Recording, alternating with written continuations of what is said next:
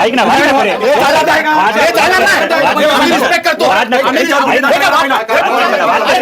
Police हो कसला police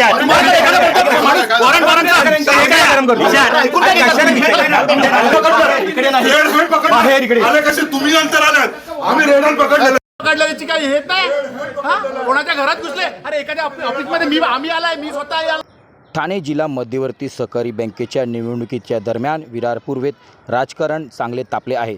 भाजपवर थेट पैसे वाटपचा गंभीर आरोप करण्यात आला असून या घटनेमुळे मोठा राजकीय वाद निर्माण झाला आहे. नमस्कार, मी अजय वर्मा आणि आपण सगळे पाहतात थिंकिंग ऑफ यूथ विचार युवकांची. बहुजन विकास आघाडीच्या नगरसेवकांनी भारतीय जनता पार्टी पक्षाच्या विरार पूर्व कार्यालयात मतदारांना पैसे वाटप सुरू असल्याचा गंभीर आरोप केला आहे.